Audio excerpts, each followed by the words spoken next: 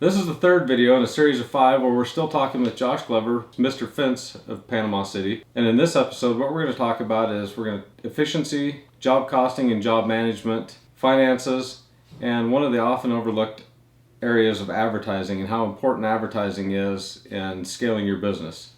So Josh has got some really unique ideas and unique takes on how they have used advertising in their business to grow it. And we'll talk with him right now, coming up. I'm Mark Olson.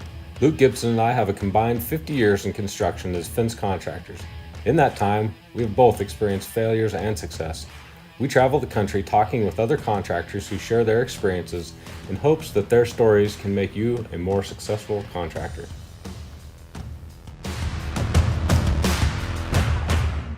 So what are you used for scheduling? You use a program. I see you're using CFS to do all your material lists. And we use Excel. We just did something different with CFS. Historically, we had CFS on a server and had lots of issues with it crashing and randomly just... Let me guess, did you move to Dropbox? Yeah. Yeah, I did that like 2 years ago. Well, you could have told me. Sorry. A little bit of time. So what we did was we installed CFS on everybody's personal computers, and it syncs to Dropbox. Dropbox has worked out great now. And your schedule runs through a different program? Yeah, I know they have a scheduling program, but... Yeah, I looked at their scheduling program, and if there's one thing I could recommend that CFS work on, it'd be that. And I know you guys are famous for your spreadsheets. At a glance, I can see who's on each crew, what job they're going to be doing, the date it was sold, when the contract was signed, when the material is going to be there. I put this in here, this efficiency tracking sheet. It automatically pulls over the weeks that they work. So it adds up all the hours and it takes that number and pulls it over to the efficiency tracking and then divides that by the number of hours they actually worked and assigns them an efficiency rating for that week. So your company average is 80% efficient. Yeah. If you think that your team's out there being 100% productive, they're not, because they've got to drive to the job. They've got to... As an owner of the company, you couldn't go out there and be 100% productive. No, you're going to have downtime when you're talking to the customer. That's not working. Yeah. I mean, you might be able to go out there and get like 110% on one job. Everything goes perfect and you get the job done quicker. At some point you got to change oil in the skid steer or the truck or put tires on something. So something breaks down, you got to spend time screwing around with it. Sometimes it's them, sometimes it's not. Yeah. The 80% efficiency has to do with our markup on labor. If our efficiency goes up, then we can change our markup in CFS on the labor rate to make it go down. If our efficiency goes down, theoretically you would try to change your markup on labor. You mentioned earlier about people constantly asking about pricing on the Fence Professionals Network and things like that. It's aggravating for me to see that. The only time you should ask for pricing or inquire about somebody else's pricing is after you've already figured yours out. And the only effect that should have on you is if you come back and you figure out your prices are higher than everybody else's. First off, if your goal is to compete on quality, that shouldn't matter. And second off, if you're going to lower your price, it needs to be done through overhead expenses or through a loss of profit. You can't just say, oh, we're gonna lower our price because so and so's selling it. You can't just arbitrarily say we're gonna cut our price by $5 a foot just so we can beat XYZ. It doesn't work. Because then you put yourself on a race for a pile. So and you will fail at that. Let me clarify that a little bit more because some people might not understand it. The first thing you've got to figure out whenever you're running a company is your cost. I use the same model. Sean's actually one that taught me is the 4 buckets. Overhead, profit, direct labor, and materials cost. And once you know those, then you're okay to go ahead. Now the overhead cost is something that you put a lot of work into prior to even going to sell jobs. You've got to know how much it's going to cost to run your company for the entire year before you go sell a job. If you don't know that, then you're guessing at what to sell the job at. So you have to know how much it's going to cost you and the percentage of your goal that's going to cost. So if your goal is $1 million a year, and that's what that production schedule does, it tells me if we're on track. I've got to hit the numbers on there every month, and if I don't, then we've got to make it up somehow in the next month. So you're constantly following up and making sure you're on track. So if your goal is $1 million a year and you figure out what it's going to cost you to put in $1 million a year, and it works out to $280,000. Then your overhead is 28%. Now, any business owner is going to shoot for about a 10% profit. If you get more, great. Realistically, it's going to be less the bigger you get. But if you know that your overhead is 28% and your profit's 10%, then that gives you a number of 38%. Then every job you sell after that point is pretty easy. You divide by the reciprocal of that number. So if you're at 38, then you divide by 62. So if I go out and the job costs me $1,000 in material and $1,000 in direct labor, then you take 2,000 and divide it by 0.62, and it would tell you what you have to sell that job at to make a 10% profit.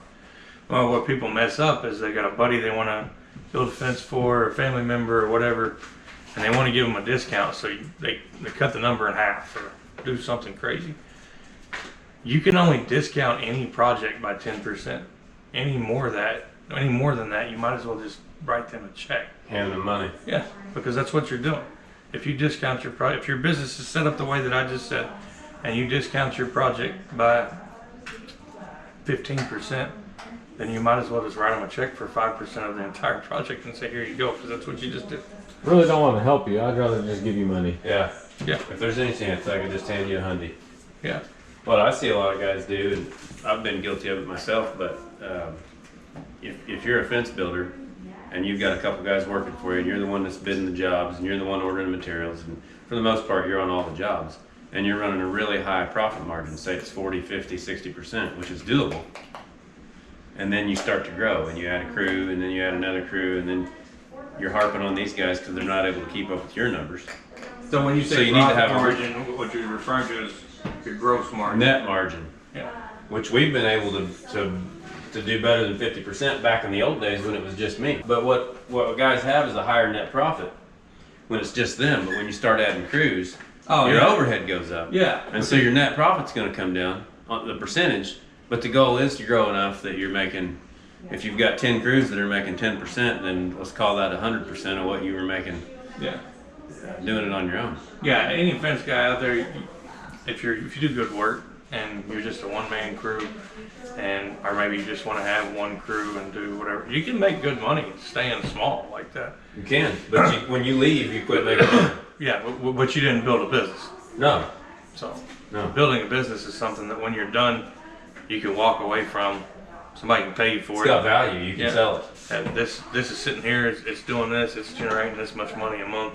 Yeah. And go. A lot of people have the misconception that they think they're building a business and their business is worth a ton of money, but realistically, they don't understand that an investor looks at it from a standpoint of, I might do $1 million a year and I had $50,000 worth of profit and I took that profit home and that's what I paid myself with as an owner. Well, they're going to have to hire a manager, which means your business is worth absolutely nothing, and that's hard for people to understand. So we get the calls. Got a fence business for sale. How's your business? Well, it's me and my helper. Okay. What you've got is some equipment for sale. You don't have a business. Yeah. Well, no, but you get my book of customers. I'm gonna get your book of customers anyway. Yeah. As soon as you stop building fences, they're going to call us. Yeah. So, And I don't want your equipment. Yeah.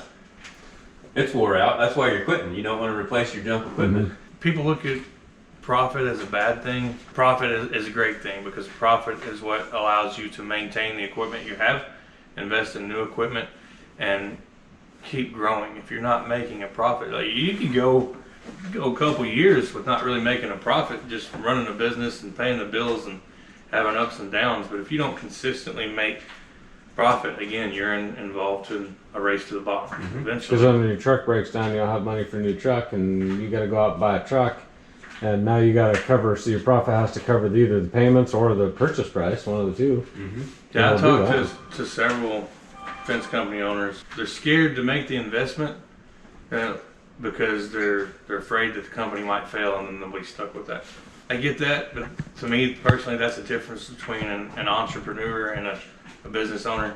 If you're scared to make the investment because you don't think you can make it work and it's something you need, then you probably shouldn't be doing what you're doing anyways. You need to change your outlook. But the biggest part of being an entrepreneur is taking the risk.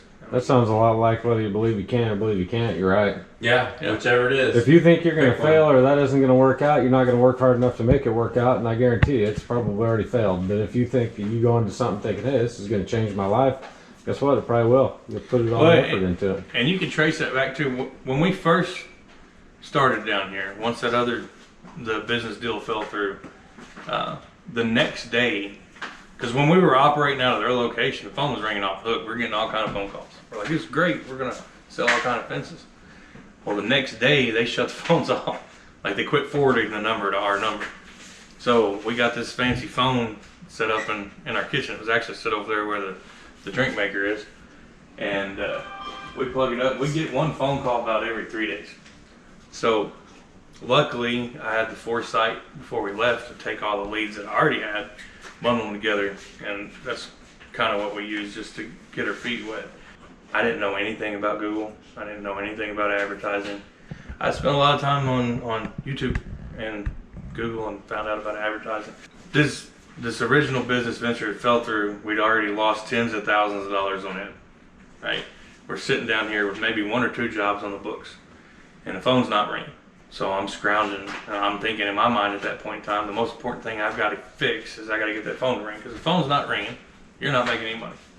We were well over $70,000, $80,000 in the hole, not making a penny. And I said, let's dig the hole a little deeper and spend this money on advertising, and let's spend this money on tools. Let's spend this money on this. Everything fell apart, and I'm still saying let's dig a hole a little deeper and invest in this and take this risk and everything else. If I could give anybody else the advice, is take the risk. If you think it's going to work, then if it's something you got to have and something you need and it's going to make money, then get it. A lot of people make that mistake too. They think when business is down, the first thing they do is they look at places to cut, and advertising's right at the top of that list. Well, that's the worst thing to do. And that is absolutely the worst thing you can do. In fact, you should probably, when things are down and you need more business, you should probably put more money into advertising and find another place to cut. So I've told a bunch of people this, and it's kind of my favorite saying now, that my view is that your advertising, you basically view that part of your company as a person. That is the most important person in the company, and you pay them before you pay yourself. Like if you're running short and you don't have the money to make payroll and pay your advertising, then you better go ahead and pull your salary out, and your wife's too if she works for you. Because if you don't continue to build on that and continue to make the phone ring and continue to explore opportunities, then you're not going to find that customer that fits your company. You're not going to make the profits you need, and you're going to end up in a downward spiral really fast. We got close to it a couple times because I made that mistake. We're not making any money this month. Let me pull this from here, pull this from there, and pull this from there. It was the wrong decision. So it's something I can advise everybody not to do. Is just spend the money on advertising. Make sure your phone rings. Make sure you're investing in long-term advertising, like your trucks. That's a one-time investment. That's expensive. It costs us about anywhere from $5,000 to $7,000 to wrap one of these trucks like we do. But you don't miss it. Yeah. When it's driving down the road, you see it. Yeah, you can't miss it. People, right now we have 6 chrome trucks. We got the F-150 and then 4 production trucks. We got 5 chrome trucks in Panama City. And customers all the time, we see you guys everywhere. You're all over the place. 5 trucks. They drive to the job site in the morning and then back to the shop in the afternoon. But we're all over the place. This is a big area. Mm-hmm. But to have customers repetitively say that, it's means a lot. It tells you how much it's working. Hey, Lauren, what percentage of phone calls do you think we get off of wrapped trucks? I don't know, a considerable amount. I would say at least half the phone calls I get every day. So the interesting thing about that is when we first started with our advertising, we had the ability to turn it on and off like a switch. If we were getting too far out on estimates, then I would pull all the money from advertising until we got caught back up. If we didn't have enough estimates, then I would put more money in advertising until we were scheduled a week or 2 out. And that was really nice until we wrapped all the trucks in chrome. And what I found out really quick the next month, Can't take that off. Yeah, is we were scheduled 2 weeks out doing 4 estimates a day for our main sales consultant, and then I was doing 2 estimates a day and then up to 18 on the weekend. And we still couldn't keep up. It kept growing and growing and growing. I'm like, At that point in time, I'd pulled half of our advertising budget, and I'm like, gosh, I don't know what else to do. So I pulled all the money from advertising, and we were still getting leads, just people calling off the trucks. So our advertising plan is a little bit twofold because we're in the contracting business, but we're also in the material sales business, and we don't want to directly compete with the guys in the area that we're selling to. So I don't mind to drive a little bit to do some jobs. yeah, But what the advertising does for us, we've got way more on our plate than we can handle as it is. But on the contracting side, by putting that money in the right place to generate the leads, there's another one. What it does is allow us to kind of select the jobs that we want. We can be choosier, and we're choosier with how we bid them. yeah, So Mark, you can price them a little bit higher if you've got 400 to pick from. yeah. That's you're looking for the customer that fits your business. And that's something that I picked up on one of the first videos that you guys did. I don't remember if it was Mark or you that mentioned it in there, but I think it was Mark. You talked about you took on a big customer that really didn't fit. Not every customer is your customer. Yeah, Yeah, it's not. I'm guilty.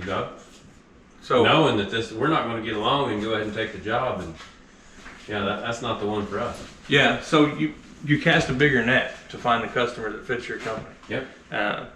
You advertise in a larger radius, or you target a different group of people, but just trying to get more of the leads that you have, because you have them doesn't necessarily work out to be a good idea.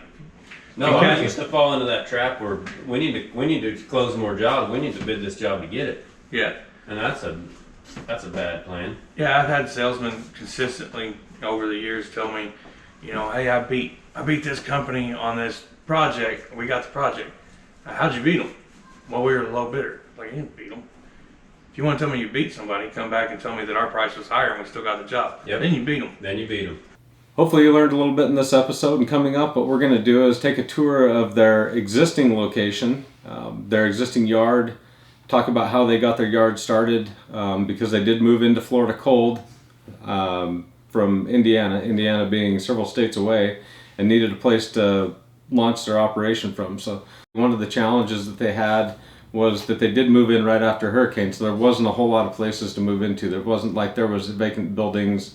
They had huge trouble with trying to find places for their crews to stay as they got started, so we can talk a little bit about all that stuff and how they were able to make do and what we like to say is identify, adapt, and overcome with the challenge that they saw there. So we'll take a tour of his existing yard, see a new yard that they're thinking about moving into. All that coming up next.